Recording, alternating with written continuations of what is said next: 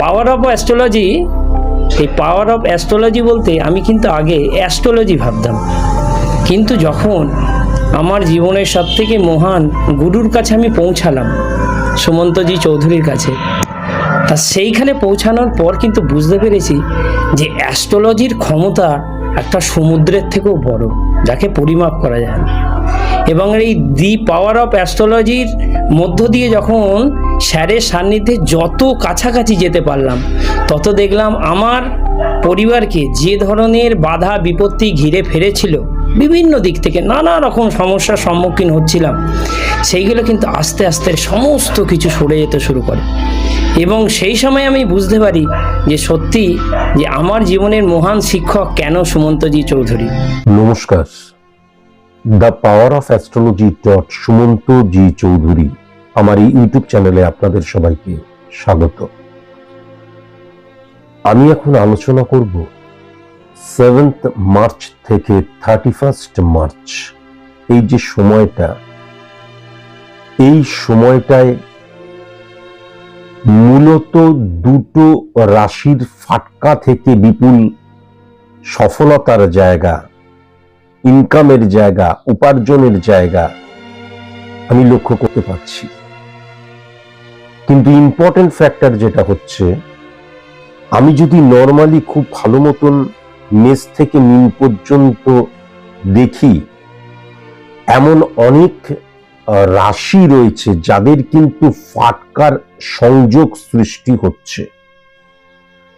আমি বিস্তারিত আলোচনা করব, কিন্তু জানা প্রয়োজন যে আমার জীবনে ফাটকা আমাকে আদৌ সফলতা এনে দেবে, নাকি আমার যে অবস্থান সেখান থেকে আমাকে ডিক্রিজ করে দেবে। যদিও 7 তারিখ থেকে 31 তারিখ পর্যন্ত মার্চ মাসের এই সময়টা নিয়ে আমি মেষ থেকে মিন পর্যন্ত আলোচনা করেছি, সেটা যদি আপনারা শুনে থাকেন, সেখানেও আমি একটা ধারণা দেবার চেষ্টা করেছি। এমন অনেক রাশি রয়েছে যে রাশিগুলির দেখা যাচ্ছে ওই 13-14 তারিখ পর্যন্ত ফাটকার জায়গাটা দেখা যাচ্ছে, তারপরে নেগেটিভ সিচুয়েশন শুরু হয়ে যাচ্ছে অনেক কটা রাশির। কিন্তু তাই জন্য আমি বলবো ভেরি ভেরি কসাস এবং কনসাস অবশ্যই হওয়া প্রয়োজন। স্যার, আমার কাছে একজন প্রকৃত শিক্ষক বলে মনে হয়। শিক্ষক মানেই জ্ঞানের ভান্ডার, কিন্তু স্যারের যে মস্তিষ্কই আমার মনে হয় যেন একটা লাইব্রেরি। আমি আজকের এই আলোচনাটা শুরু করার আগে দুই একটি কথা বলবো, ফাটকা নিয়েই বলবো। ফাটকা কখনো একটা মানুষকে সুদূর প্রসারী সফলতা দিতে পারে না। ফাটকা রিলেটেড জায়গাটা সৃষ্টি হয় অকস্মাৎ প্রাপ্তির জায়গা থেকে। কিন্তু ইম্পর্টেন্ট ফ্যাক্টর যেটা হচ্ছে, আমাদের যে মানসিকতা, আমাদের যে মনোভাব, সেই জায়গায় যদি ফাটকার টেন্ডেন্সি ক্রিয়েট হয়ে যায়, তাহলে আমরা কিন্তু 80% রেজাল্ট চাইবো 30% নিজেকে নিয়োজিত করে। এটা কিন্তু ভেরি ভেরি কসাস এবং কনসাস হতে হবে। Success is the maximum utilisation of ability that you have. যদি না থাকে আমার সেই এবিলিটি, ক্ষণিকের সফলতা আমার গ্রিপে এলেও সেটা কিন্তু ফসকে যাবে। এটা কিন্তু অবশ্যই মাথায় রাখার প্রয়োজন আছে। আর অকস্মাৎ আমি কিছু পেয়ে গেলাম, তাতে কি হবে, আমার মন থেকে, শরীর থেকে তাদের যে ইমপ্লিমেন্টেশন সেটাও কিন্তু নেগেটিভ হয়ে যায়। তার কারণ success never comes by a day only, it needs hard labour, and hard labour brings confidence to man achieve the success. সফলতা কোনোদিন একদিনে আসতে পারে না।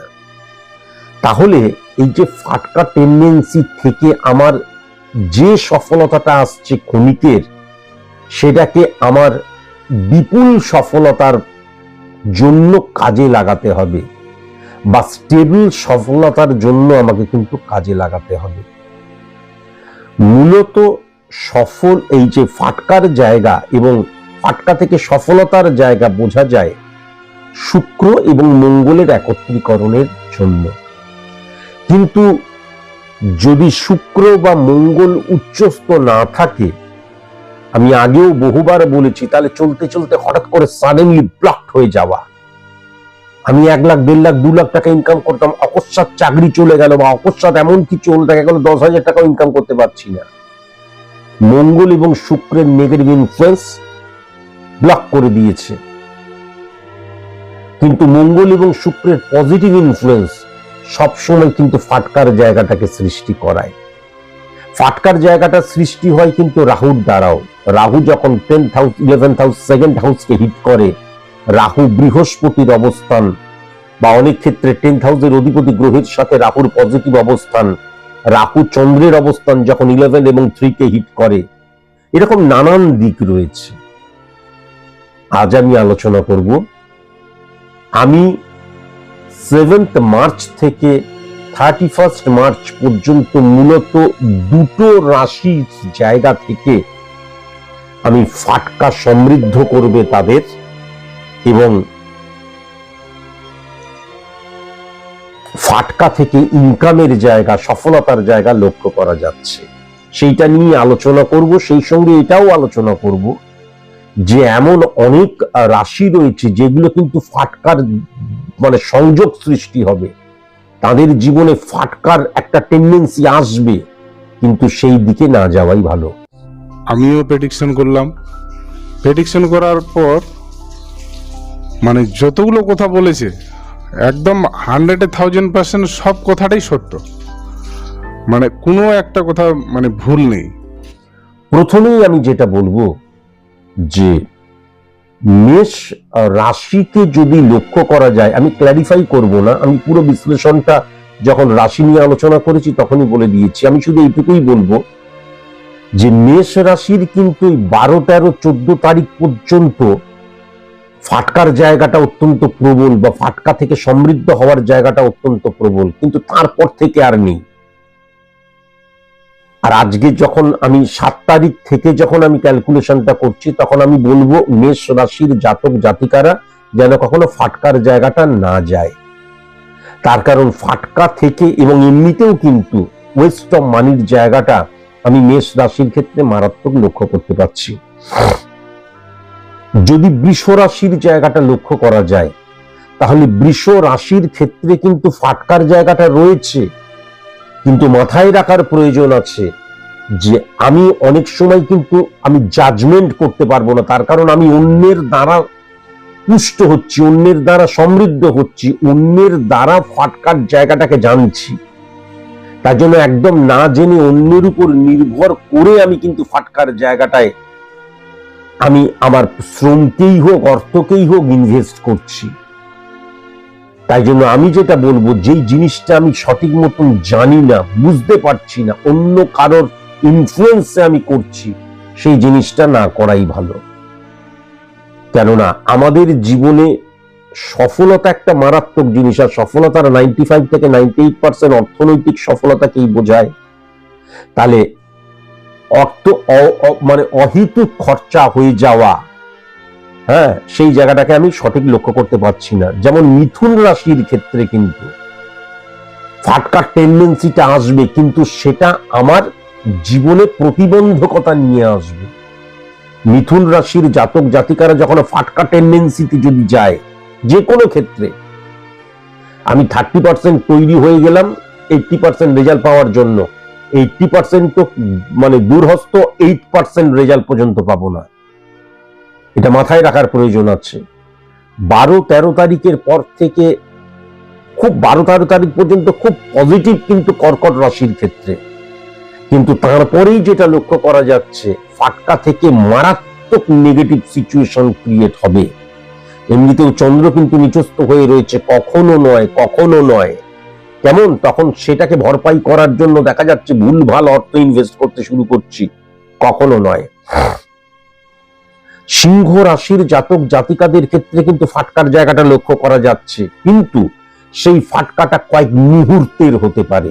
সিংহ রাশি এবং বৃশ্চিক রাশির ক্ষেত্রেও কিন্তু 10 সেকেন্ডের একটা সংযোগ হয়ে গেল, একদিনের একটা ফাটকার জায়গা সৃষ্টি হলো, এক মুহূর্তের ফাটকার জায়গা, সেই জায়গাগুলো কিন্তু লক্ষ্য করা যাচ্ছে বৃশ্চিক রাশির এবং সিংহ রাশির ক্ষেত্রে। আবার যদি খুব ভালো মতন মকর রাশির ক্ষেত্রে লক্ষ্য করা যায়, তাহলে মকর রাশির ক্ষেত্রে কিন্তু এই ফাটকার জায়গাটা প্রতিবন্ধকতা নিয়ে আসবে, ঋণগ্রস্ত হয়ে যাব, ইল্লিগাল অ্যাক্টিভিটিসের জায়গায় চলে যেতে পারি।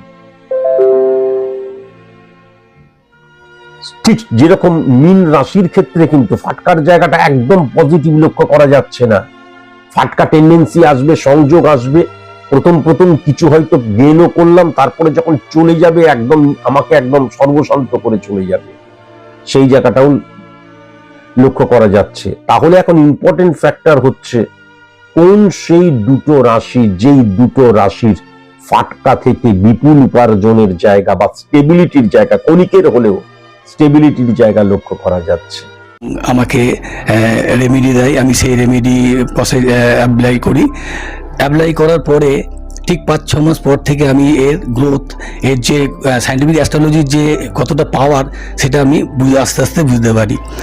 এখন আমার বর্তমানে অনেক চেম্বার, কালনায় আমার 3টে চেম্বার, তারপর আবার নার্সিংহোম আছে, এবার বাইরেও আমার প্রায় 9টার মতন 8-9টা চেম্বার আছে। আগে আমি এত ব্যস্ত হয়ে পড়েছি, আমি এখন চেম্বার করতে পারছি না। অনেক চেম্বার থেকে আসছে, কিন্তু আমার সময় না থাকার জন্য আমি চেম্বারে সময় দিতে পারছি না।